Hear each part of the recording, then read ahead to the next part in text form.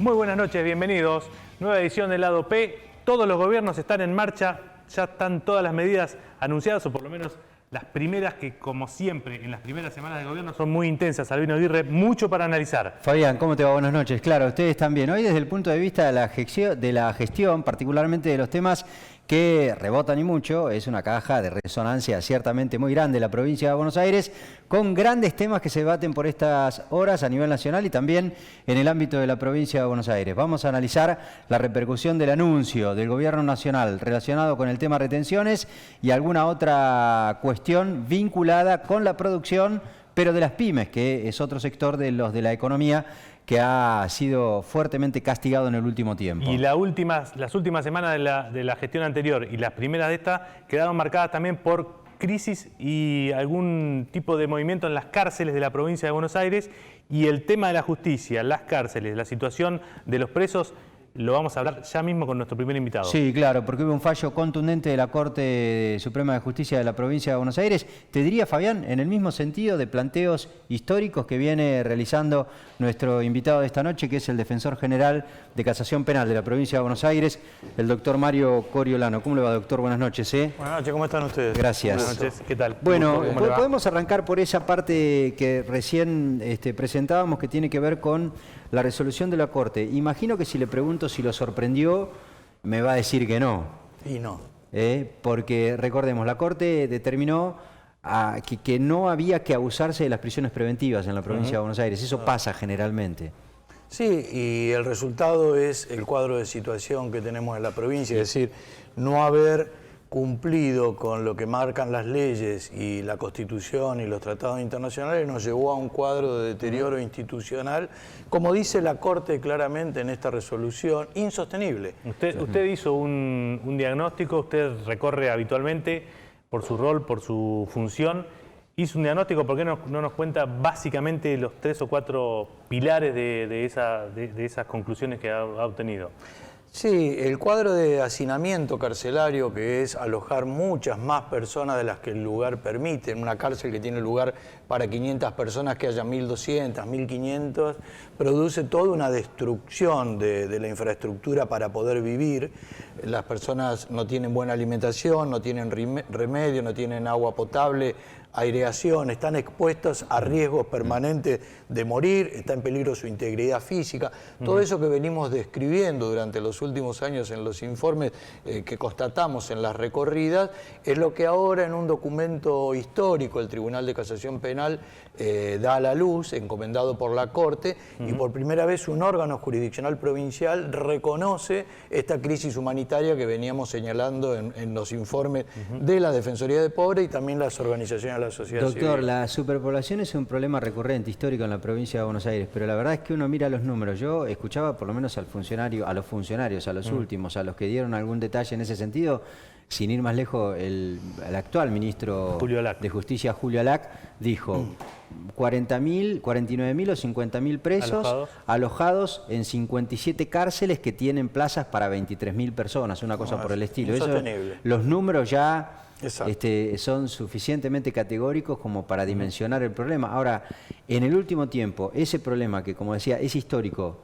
se incrementó, se agravó, ¿y por qué? No, claramente. A ver, nosotros en la provincia de Buenos Aires, en el 99 tuvimos un gobernador que anunció y ganó con eso, con la llamada mano dura, tolerancia cero. Se acordarán que los eslogan eran que se pudran en la cárcel, meterle bala a los delincuentes, que se le oxiden las manos con los barrotes. Eso produjo el primer escalada de prisonización. Y en la última gestión el eslogan era: los prefiero apilados en las comisarías a que estén en libertad. Y eso hizo que las comisarías hoy estén en una situación también insostenible, con episodios donde mueren chicos por delitos menores. Claro, ese es otro problema, porque yo recién repasaba los números de las cárceles, pero las comisarías están abarrotadas. El problema es global. Y eso genera incluso malestar en los uniformados de la policía, que dicen: no es mi función cuidar detenidos. No, mire, la situación laboral de los policías o los penitenciarios también es dramática. Es decir, trabajan en situaciones insalubres, con bajos sueldos. Cuando uno recorre los lugares de detención, que es también el lugar de trabajo de policías y penitenciarios, están en condiciones de insalubridad y de riesgo también para su integridad. O sea que es un problema complejo que se ha llegado a un punto límite. Yo creo que ahora es el momento de cambiar. Paréntesis, porque ayer la escuché a la ministra de Justicia de la Nación, Frederick, entre otras cuestiones, hablando acerca de eliminar protocolos que habían sido polémicos y demás, sugiriendo la necesidad, por lo menos, de discutir la posibilidad de que haya, porque tiene que ver con esto que decía el doctor, sindicalización en las fuerzas. Sí, claramente. El otro día hicimos un evento en el Colegio de Abogados de La Plata, donde vinieron abogados de toda la provincia, de todos los colegios de abogados de la provincia, jueces, fiscales, defensores, muchas organizaciones territoriales que están muy preocupados, porque piensen ustedes que además de los 50 y pico mil detenidos en condiciones inhumanas, están las familias de ellos recorriendo la provincia para ir a visitarlos. Multipliquen por 3, por 4 cada detenido la situación de mujeres y chicos que tienen que ir a visitar a sus parejas, o los hijos de las madres que están detenidas, porque algunas están con sus nenes menores de 5 años, pero hay muchas madres que dejan a sus chicos abandonados, algunos adolescentes que sin trabajo y sin estudio. Es decir, hay todo un impacto de violencia social que genera este descalabro institucional, que es producto de la improvisación, de la insensibilidad, de la incapacidad para resolver el problema. Es decir, estamos en una situación dramática en esta situación de la provincia de Buenos Aires. Doctor, en uno de los puntos que plantea la Suprema Corte, en lo que nos contaba recién Albino, este fallo, y que usted también hacía referencia, hay un punto que tiene que ver justamente con eso, con que ya las madres con hijos menores, que es un planteo que habían hecho ustedes desde la Defensoría de Casación, ¿eso es de aplicación efectiva? ¿Por qué no nos explica? Digamos, a partir de ahora las madres con hijos no van a estar en situación de carcelaria como el resto de las internadas? No deberían estarlo. No deberían estar. No deberían estarlo. ¿El gobierno tiene que tomar alguna medida para excarcelarlas? Sí, fundamentalmente el Poder Judicial, que es a disposición de quienes están detenidos. Yo creo que acá esta es una resolución importante de la Corte con esta norma práctica que obliga a jueces y a fiscales a revisar la situación de muchas madres con sus nenes. Hay nenes de 5 años. Menores de 5 años, ¿no? En lugares donde no tienen que estar. El Código Penal lo prohíbe, las normas internacionales lo prohíben y no se están cumpliendo. Ocurría. Y acá había chicas. Ocurre en estos momentos, acá en la ciudad de La Plata, en la unidad 33, hay cerca de 60 madres con nenes, algunas más de un nene, o sea, hay 70 nenes, hay mujeres embarazadas. O sea, hay 70 nenes metidos en la cárcel de mujeres de Los Hornos. Y el deterioro es definitivo. Lo que sufren estos chicos desde el punto de vista psíquico y físico obliga a que tengamos que revertir esto rápidamente. Ahora, ¿eso depende nada más que de la condición de mamá o en algún punto también está relacionado con la condena que tenga, el delito que se le impute? Ese es el punto. Y eso? Hay que explicarlo bien porque en verdad lo que el Código Penal obliga a fijarse el lugar del encierro. Es decir, cuando por un delito que se comprueba y la condena debe ser de una pena privativa de libertad, lo que el Código Penal dice, eso no se puede cumplir si hay un nene menor de 5 años, en algunos países menores de 10, en Italia, por ejemplo, menores de 12. Cuando hay un nene, el nene no puede ir a una cárcel. Es decir, que la madre con el chico tiene que tener un encierro en otro lugar, como pueden ser, vuelvo a citar Italia, hay lugares comunitarios de encierro donde es otra arquitectura, donde son otras las reglas de conducta que no obligan al chico a estar detrás de una reja y tener que esperar que le abran la puerta, y después cuando es más grande y sale de la cárcel, en la escuela, en el barrio, con sus compañeritos, está esperando parado atrás de la puerta a que alguien le abra la puerta para salir, ya como un asumió ese ejemplo comportamiento. del estereotipo que le va generando. Ahora, claramente el lugar de encierro no puede ser la cárcel, lo que no quiere decir que no pueda cumplir esa pena en arresto domiciliario, por ejemplo, o en alguna institución diferente a la cárcel. ¿Y eso no pasa porque faltan, qué sé yo, pulseras electrónicas o porque no hay determinación ni política ni judicial? Mire, Albino, fue una suma de causas que llevaron a este deterioro. Algunas claramente fue la voluntad política de llevar adelante este tipo de políticas que generaron este resultado. Lo que hay que cambiar son las políticas públicas que están detrás de preguntar por qué delitos detengo, a qué personas detengo, cuánto tiempo van a estar encerradas, en qué condiciones y fundamentalmente qué pasa cuando salen. Porque en algún momento la persona va a salir después de semejante nivel de deterioro y después de no haber una institucionalidad como es el patronato deliberado, que alguna vez debería ponerse en primer lugar con un programa diferente. Yo creo que la clave hoy son las situaciones de prevención comunitaria. Los programas municipales son la salida de este callejón, es decir, es un callejón con salida y la salida está en la prevención comunitaria.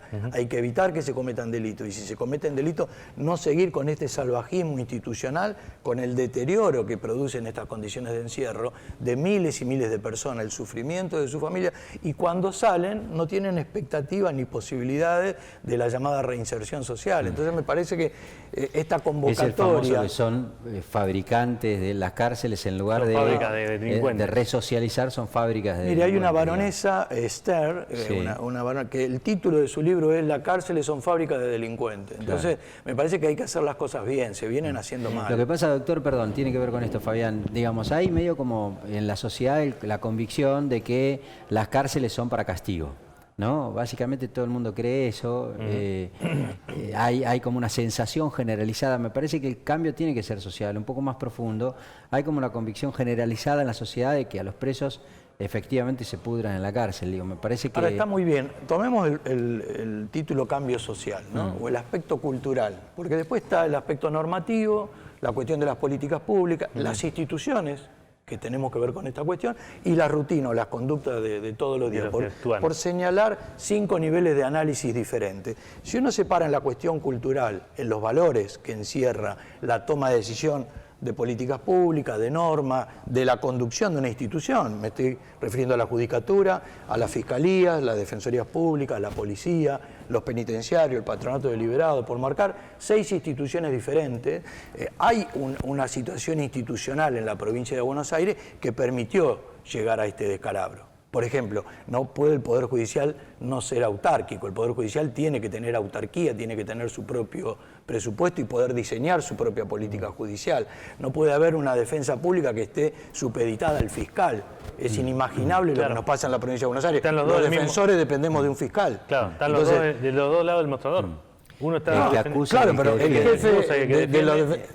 jefe es el que acusa. El jefe del que defiende es el que acusa, digamos. Entonces, ¿hubo algún intento por reformar eso en algún momento? Creo que durante la gestión de Mariotto, ¿no? Hay una ley vigente que no se aplica. La Corte acaba de rechazar una demanda de inconstitucionalidad que había hecho la anterior procuradora en el 2013, se la declaró constitucional.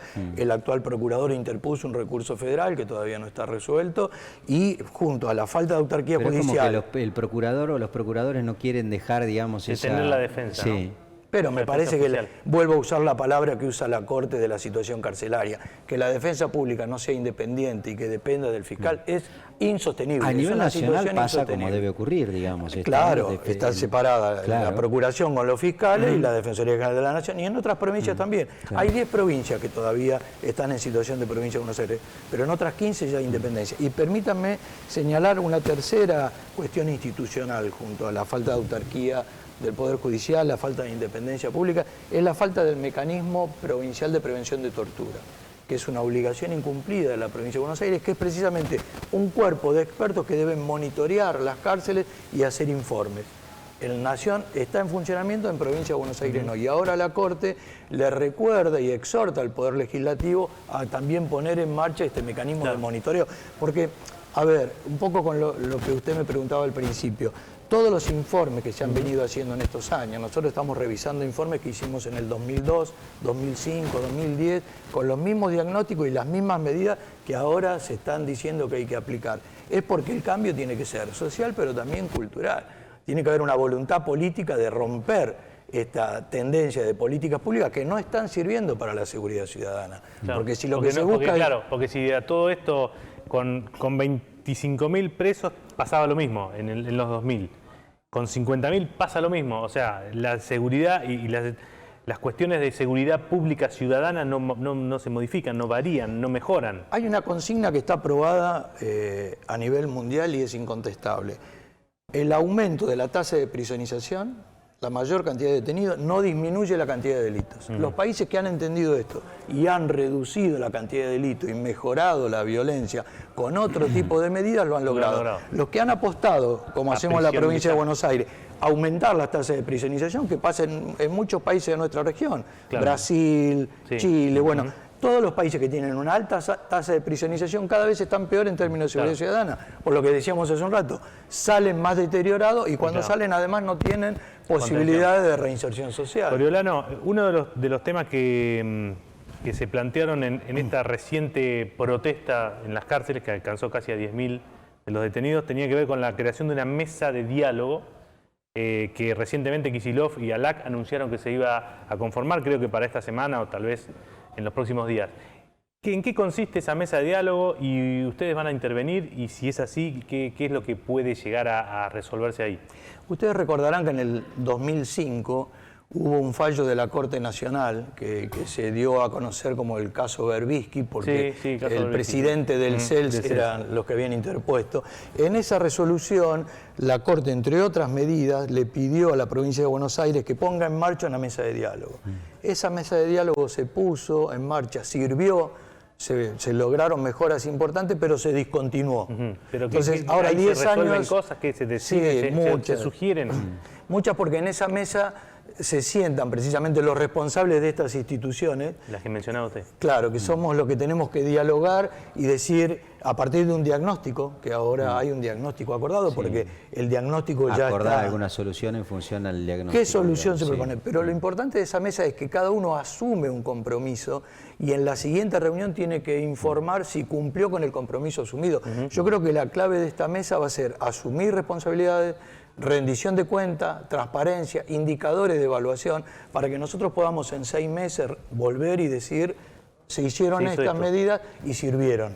Esto me parece que es un cambio después de 12 años de falta de diálogo, de falta de cuestiones que sean políticas de Estado y no políticas de un gobierno con malos resultados, pero que siguen, que a veces pueden dar buenos resultados electorales, porque a veces el populismo, la demagogia, logra buenos resultados electorales, pero va deteriorando el tejido social y la institucionalidad. Entonces me parece que bienvenida a la mesa de diálogo. Lo quiero sacar un poco de este tema y no quería desaprovechar la oportunidad de consultarlo a usted sobre un concepto jurídico o político que está dando vueltas ahora, que es el de lawfare, y que significa esto de que, bueno, aparentemente, o por lo que postula, una cierta tendencia a que la justicia, de la mano de algunos factores de poder de comunicación y demás, llevan adelante prisiones o detenciones indebidas.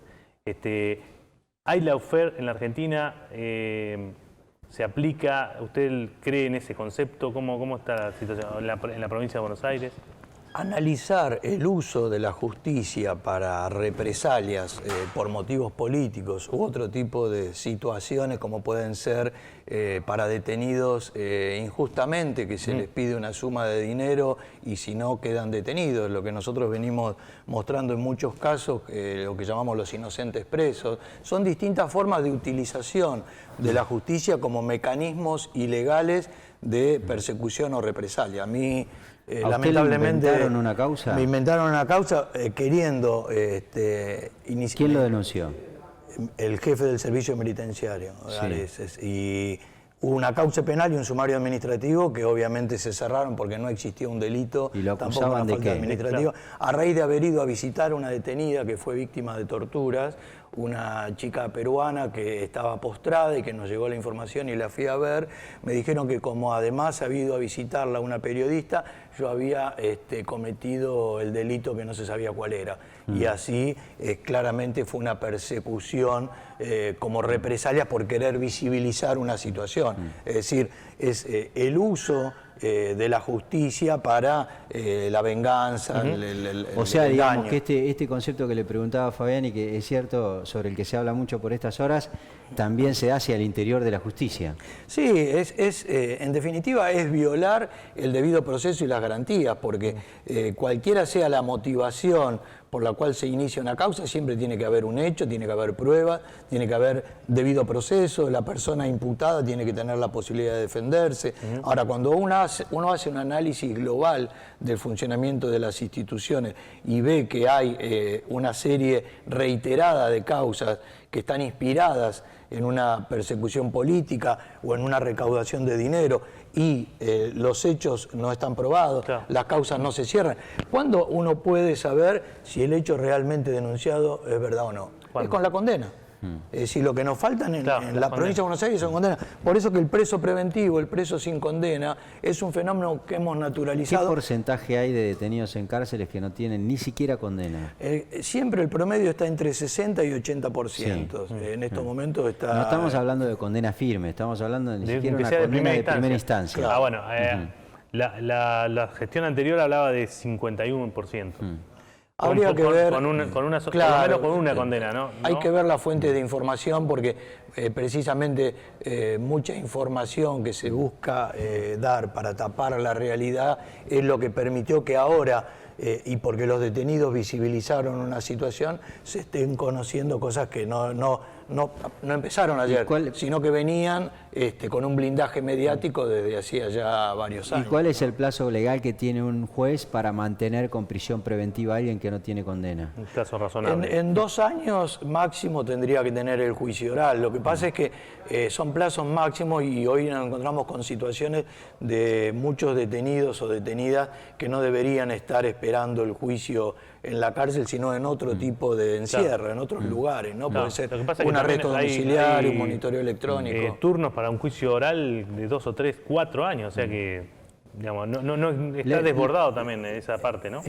Le hago la última pregunta, sí, de mi parte, sin ánimo de que tenga usted una interpretación de tipo política, solo una descripción temporal, digamos, ¿no? Porque hace mucho que trabaja las cárceles, hace mucho que las recorre, hace mucho que advierte cómo están, venimos hablando del hacinamiento, de la superpoblación, de los abusos, tortura, de las torturas y ese tipo de cuestiones.